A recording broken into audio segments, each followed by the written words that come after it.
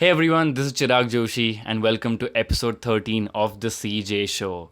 Today, yet again, we have a creators edition where I'm sitting down with someone really special. She happens to be my senior from school, and we've been in touch on social media. We have. Yes, and this is the first time we've been interacting after college. That's right. Yeah. Yeah. So, she's been a crazy dancer since the time I've known her, all into the arts of dancing. And I thought, she'll be a good candidate who could, be a part of this show. So I bought it without any further, me explaining. I'll let her take it away. So, Suhasini, welcome to the show. Thank you so much for doing this. Yes, thank you. And I'd want you to introduce yourself to the community, your relationship with the arts. It's the arts, by the way. It's not creatives, which we'll come back to, and your relationship with your specific art. So, Okay. we'll go with that. So, first of all, it's amazing that you are into EVMs. Looking forward to all the things you're going to do in this field, and I wish you all the very best for everything that you do. Thank you. And so, I am Suhasini. As Chirag said, I'm an artist. I'm a Bharatanatyam dancer. I have been learning the art since I have been 6 years old. And through the years, I have been fortunate enough to be guided by my guru, Dr. Vidya Shimladka. And I have completed my Arangetram, have had the great opportunity of performing at some prestigious events nationally and internationally. And right now, I am practicing dance and teaching. So that's me. Awesome. So, Asini, before we jump into your whole relationship with the arts and dance in particular, and let's go back to what you corrected me yesterday for. What's the difference between creatives and artists? Like, what's you told me a beautiful difference that I didn't know. Of course, it's as dumb as I can be, but I'd love you to take everyone through the differences of it. Yeah, it's more of a personal opinion, but when Chirag started coming up with terminologies and telling me that I'm meeting up with creatives, I just felt that artist is a more profound way of putting it. One thing being that artists are, when you associate someone with what they do, that is create art or just being around art, it's more better, and you address a friend as a friend and not as a companion. So a friend is more special anymore. Okay. So yeah, that's being a creative and that's being an artist. And I feel that an artist is somebody, of course creatives are as well, and there's not much technical difference between the two, but when you call someone an artist, it's just that you associate them with the art that they love, and it feels special, that's all. Awesome.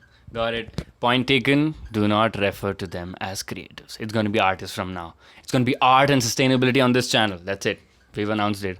So, tell me about dance. So, you did it wasn't your choice to get into dance at all, or I'm guessing it was your mom and dad who sort of put you into it, right? Yeah, At that what has an interesting story. So Awesome. So at what age did you, feel, as an individual connect to the art that you were in and felt okay, because I know when you're kids at some point you just have to slog your Yeah, you sort just of, have to go. you have Yeah. to go, you take those classes. But at what point sort of you felt connected to the art form, that you were practicing, and that it became a very core part of your personality? Because I mean, anywhere she goes, she's known by the girl that dances. So I I mean, what part, when did that shift happen, in your own head? Right.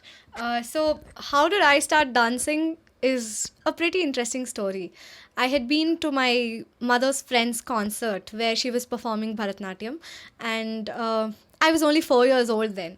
So, when I watched her on stage, I started dancing in front of the audience. And that's how my parents found that I am interested in this. And then I started going to classes. And years passed. I tried my hand at other things as well. I started learning music. I was also going to some drawing and painting classes at one point of time. But the only thing that stuck was dance. That is one, that is one way that I understood that we have a special connection. And the second thing is that uh, whenever I dance, this is more of a recent realization, but whenever I dance, I have noticed that I get lost with dance and I find myself at the same time. It takes time to realize such things though.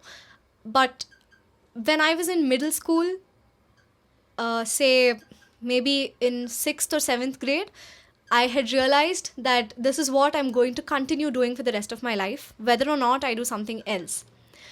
And I was introduced to many things that are related to dance, like dance therapy, dance and education, and the way dance develops a human's brain, and things like that. And that connected with me deeply. And I would say the one thing or the one reason that I have stuck with dance so far, and I will definitely continue to dance, is that it has just been there for me. And when you start loving an art so much and when you spend time with it, you grow into it and it grows into you, and you can never get it apart. So that's how dance and I have come together. Awesome. That sounds. I mean that's with any sort of passion a person has, right? That is, I definitely. mean even like, I mean I was until when I was in school I had zero interest in anything, so I had nothing to connect with. Okay, really. So and it got me frustrated, to be honest. Right. Because I saw everyone around me, being known for something or the other. Someone's good at That's karate, right. someone's good at abacus, whatever, different things. Someone's pretty good at studies, and I was pretty average at everything. Okay. Right. So it got into me that, why am I not, sort of known for something. And I think being passionate about something gives you a certain identity, which Yes. now I hope I've developed, being this guy who's Surely, very surely. No crazy about doubt. sustainability and all that. But that was a sort of, void in me that I felt. And I think that's true for everyone, right? Until they It don't is. find the thing It that is. they really like. And whether they do it as a profession or not is the second thing, right? Of But course. the whole thing of finding it is the whole, fun part of it, and Right. them continuing it. So yeah, I do. I mean, this is how I use the closest I relate to art. So I'm not good at dance, music, art, nothing. Okay. The only thing I know is to, I've set a purpose that I wanna, sort of bring it to life. Okay. And I think for me, business happens to be my art. Okay. Like I express myself through it, and of course these mediums as well. It helps me a Right. lot. I think this is art as well, right? Of Creating course some it is. Of sort of course it is. content is as well. So for me, anything that I've learned, this has been the anchor for me.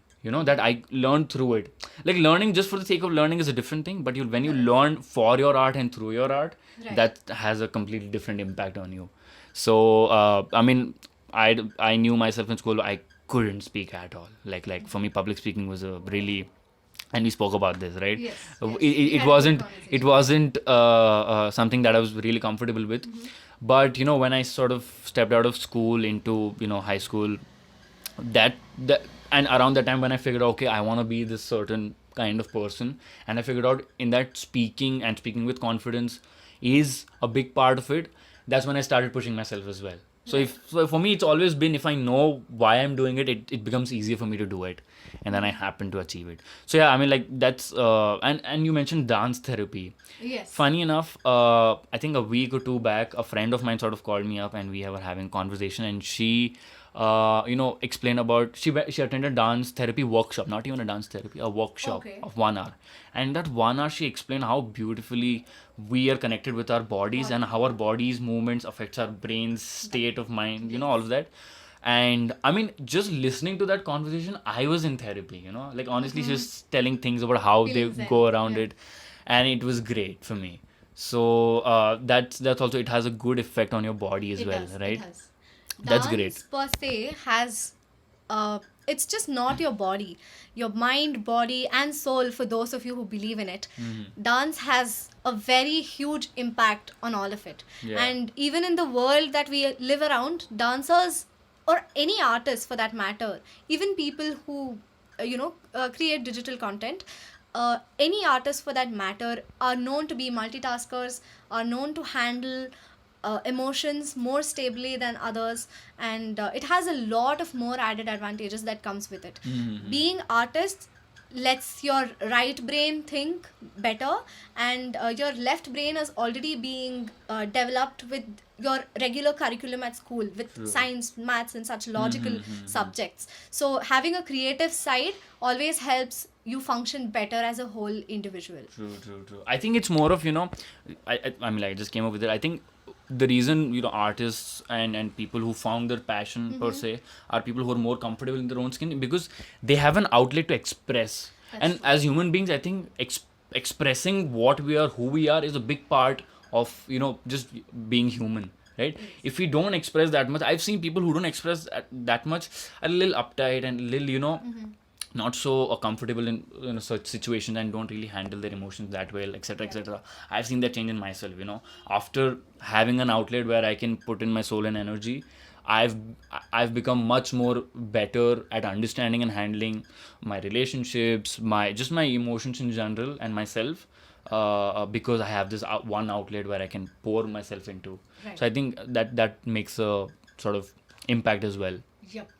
Totally. Awesome. This was great. I mean, like, I don't think Deep conversation. this has happened on my channel, but that's the aim, guys. That's the aim. It's trying to bring together thing. Speaking of that, let's dive into the OG segment of this channel, which is, I mean, as you know, so as you follow my channel, hopefully. Of course I do. So one of the things that I try to do is, express whatever's going on in the industry through art. Okay? Of course, these are things that I don't create. Okay, this is I've sort of partnered with a friend of mine who's great at doing all of this stuff, and he comes up with all of these. We come up with the concepts, and the whole aim is because Instagram is a outlet where the attention span is very short, so you have to deliver a certain message in as quick as possible, right? And because we're talking about electric vehicles and a lot of technology and all of that, people might not be too interested in that, but if you create a good piece of art around it and sort of hook people's attention, then it might make sense. So here are a couple of posts that we put out. I'd like you to choose any two of them. We'll go one by one, and then I'll take you through what exactly are those things and why was the reason I created them. Sure. So we'll go with that. Go ahead. Choose whatever you like.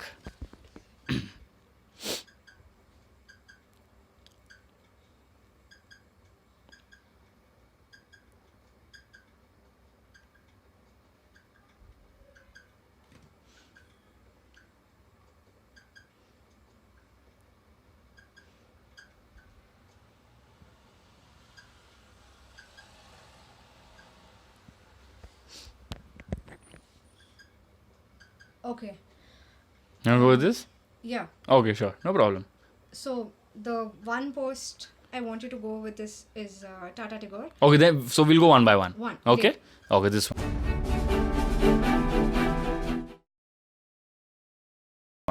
Okay, so in this, I mean, as you can see, I mean, it's basically, the Tata Tigor is placed behind the gates of the parliament.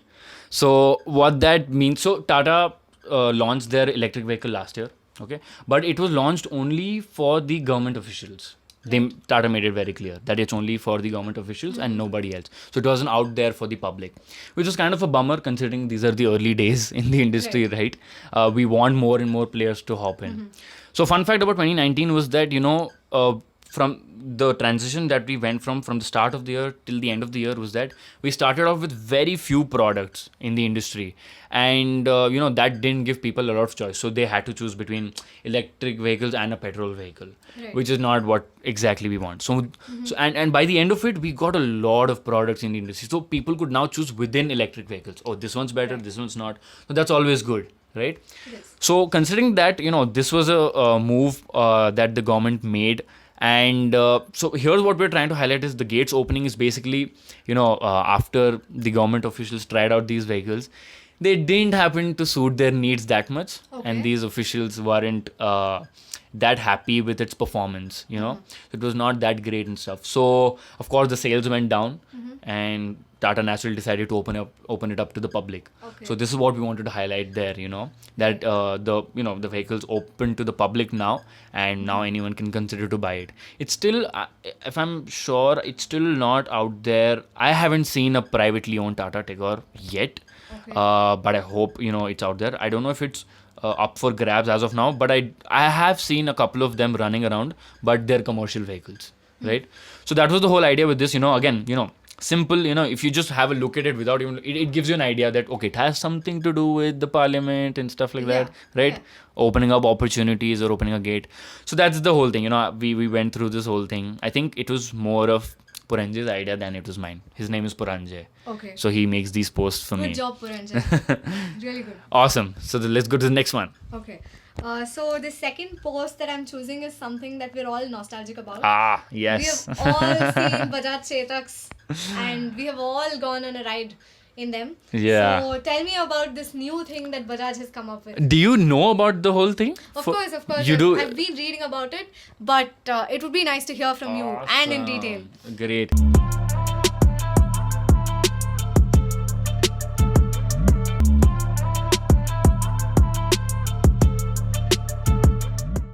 So this was a post that I put out when they announced. So there were, a lot of rumors going around that Bajaj is trying to bring up their own electric scooter in the market, and there was speculation that they might name it Chetak, which was at that point when when I was thinking like, okay, it could be a very strong move, but it could also backfire. Because you don't want to mess with the legacy of a brand, right? It's a huge brand. Almost the entire country is ridden one Chetak at some point in their lives. But then when they officially announced that it's going to be Chetak, and it was crazy. Like I saw their whole marketing messaging around that, and one of the things that most electric vehicle scooter companies do wrong is that they rely too heavy on the go green and eco-friendly part. Okay, being part of the industry is very obvious that it's all it's all about being eco-friendly and being for the environment and all of that. You don't have to scream it loud again, and you definitely can't have that as your only selling point. Okay. That's right. So what I liked about Chetak was that A, they're relying on a legacy brand which is massive. B, their whole messaging was about how our future is our history. So we're gonna pave the path forward by taking lessons from what we learned back in history, right? So that was their whole messaging and all of that. And it the whole message that they put around and the marketing materials that I saw, I was now inspired to buy the Chetak, not because if it was electric. So you see, that's a big thing. That's a big thing for a brand to achieve. And that's exactly what every brand should be aiming to achieve, which is not to rely on the fact that it's eco-friendly. Everyone on planet Earth, or at least the guys who we know or interact, know that, okay, if it's electric, yes, it has something to do with, being eco-friendly and stuff. But if you are able to emotionally connect with them at some level, for some reason, okay, then you have a better chance at selling them. And that's exactly what you want, right? Having more people switch to it. So this was a beautiful thing that I found in the Chetak. And the whole video that you saw, so what we did was, we lined up. So it was from Chetak to Chetak, okay? So we started with the old Chetak, then we had all the brands, and, Bajaj has been very successful in the two-wheeler market. Fun fact, this has been the last scooter that Bajaj had. I'm not even sure which is the last scooter they had. They're all into bikes, right? This happens to be their first, not only first in electric vehicles, but after a long time they're entering the scooter market. Yes. And since the last time they left, the scooter market has boomed in India. It has. So it's not just them being around electric, it's them being pouring into the two-wheeler, scooter market, which is big. So now they're not just gonna deploy resources because it's electric. They're gonna deploy it because it's their first product after a lot of years as a two-wheeler scooter. Right. So they're going to put a lot more energy and a lot more infrastructure around it. And honestly, I think Bajaj could do a great job. We're going to hear the price of what the vehicle is going to be priced at. And I really think it's going to go wild, I really think it's going to go wild. Because if one of my dad's eldest brother reached out to me, he's like, hey, I want to buy a I saw that electric video you had put out. yeah, electric scooter. What should I buy? And I was like, Chetak's coming out, and he had zero, difficulty in figuring out what Chetak was. Okay, of course, because he had one. Because he had one, right? And he was like, "Acha, when is it coming?" I said, "It's a lakh." Okay. He's like, "Yeah, so fine now. What?" I'm like, "Okay, Cool. That's what Chetak has meant. Yeah, and even before it's come out, this is the kind of sentiment people have about it. So Right. I'm guessing I'm very bullish about it. If that's what I mean, being positive, that's what it's called, right? That is called bullish, Yeah. yeah. Okay. So I think it's gonna be great if it comes out, and that's what we wanted to highlight through Right. the post. From Chetak to Chetak, they've kept the same name, but now it means something totally different. Different. So I love that fact about them, and that was what the post was all about. Did it make sense to you? It made every sense to me, and I know that we both are at least completely excited, entirely Yes, excited to yes. see Chetaks on road Yeah. again. Yeah. I mean, did your dad own a Chetak? My grandfather owned a Chetak. Okay. My dad was in the era of bikes, so it was Okay. all gear vehicles. Yeah. And we have known to had the first hybrid versions and the first collaborations between Indian and Japanese companies. Okay. Something of that sort. Okay. That was decades ago. Okay. So yeah, Chetak is something of my grandfather's time. Awesome. That's great. So, I mean, this was the whole segment. This is what we do naturally on this segment here, try to combine both the creative aspect, the artistic aspects of it, and and the aspects of so I at this point I receive almost all of the stuff that's happening in the industry, and everyone who knows me sort of just keeps sending me articles. Hey, make a post on this, make a post on that, blah blah blah. Yeah. It's come to that stage. Okay, so I have to do a good enough job to summarize the whole thing and then put it into a thing that people can sort of understand in no Which time. you are. Which you are doing. So I'm trying my best. I can do a lot better, but yeah, that's the aim with it. So yeah, this is the segment. When we spoke about you coming on this, you told me about some stuff that you were doing with your friend regarding Right. something in the sustainable space. Yes. So I'd like you to tell what that is, and we can just have a chat about that. Sure. So, we as people living in urban cities, and I'm assuming that your viewers are from around urban cities because that is the scope for EVMs that we are seeing now, right? We as people in urban areas of our country have very little knowledge about how forestation works, how reforestation works, and what is the effect of reforestation, and how we all can be a part of it. We have all heard about Kaveri calling, and I'm sure we all have contributed to it, considering that we people have been in the sustainability space, looking out for a better future for our earth. And it need not be somebody else doing it, right? We can just be on ourselves, helping our own earth in our own way. So I recently read this study report on forests in Koppal district of Karnataka, where the temperature had reached such a height that it was becoming very difficult for people to survive in the summers, which Okay. also saw a few deaths in the district. So in such a scenario that is building up in our country these days, that is my friend Vignesh and I, felt it very necessary that we come up with something which helps us to build a sustainable environment. Yeah. Yeah. So we have stepped into a project. We call it You Plant, We Save, where we does not refer to the two of us, but it is us all collectively, where you plant trees and we all together save our environment. Okay. Okay, so you can stay tuned and watch out for more information on that at this space. We will be sending out more information Great. so that you all can be a part of it.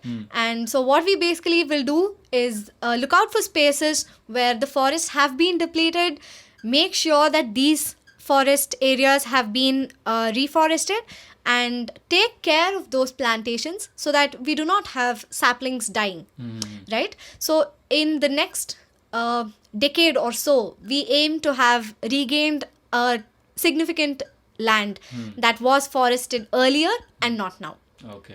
Got it. So that's You Plant, We Save. So is this whole initiative just for the urban spaces in specific, or is it also, not for urban spaces?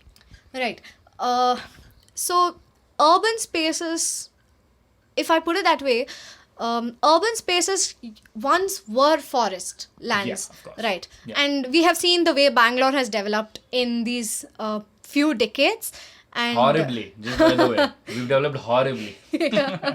Yeah. So with all the lakes that are drying up and no water that is there in the ground, so what we aim to do is, one, create an urban forest. Of course, that is not possible in a concentrated area, but this is to exponentially build the forest or the trees that are in the city, maybe by communities or by individuals in front of their houses. This is one idea we have, which we are working towards, and we are in the process of getting permissions from the local authorities. So the second thing is building social forests. This will be around the farmlands that people own in rural parts, of course, right? And the third thing is looking at the forest lands that have been depleted due to maybe forest fires or deforestation in actual forest lands that have been reserved forests. So deemed forests and reserved forests, these are the two areas that we are covering right now. And in a few months, when the rain starts setting in, you will see YPWS in action. Okay, awesome. Right. That makes sense, yeah, because I mean, urban, for me, I mean, like, for me, what's a more lucrative thing to look at is urban forestation, because I don't hear it that much. Right. And I don't really, of course, I know what it means, but like, I don't know, I have zero clue about how to go about implementing those things. You told me a good thing about, that whenever any tree is planted in an urban area, it has a set life, and the authorities sort of cut it after that. That is not in the urban areas, Okay. but the forest reserves Okay. have specific lands that are created for the purpose of afforestation. Okay. And these forest development authorities, this is a known fact, it is not any secret that I'm putting out. So they develop the forest lands for say 4 or 5 decades, and then bring down those trees to cultivate new forest ones. lands. Okay. Yeah. Got it. Yeah. So, I mean, like, the urban forestation part was, I think there are a lot of, and I'm sure you would have heard it, that, people were putting up on the, on the pillars of the flyovers, they were putting up these standing gardens or what, right? Yeah. And do you think that's that's a effective way of doing it? Like, does it make an impact? Or putting up those standing gardens on the vertical gardens, okay, vertical gardens on the pillars of flyovers and even on buildings and all of that. So does that have a significant impact? With the pollution that sets in around these flyovers, I have not seen a practical solution for this. Maybe we need to work on of course, if you pass through Electronic City, you will definitely see some of these vertical gardens that have been dried up. And Okay. I don't think that there is anything that people can actually do about it once, so any plant for that matter, you need to nurture it for about 2 to 3 years. Yeah. It is mandatory for any plant. So if you just put out a sapling and think it'll grow in a few months, it's not going to happen by any chance. Yeah. So vertical gardens are a solution considering the lack of space we experience today. Okay. We all must have seen those videos of some country, I'm not sure which one, where these vertical gardens have been practical.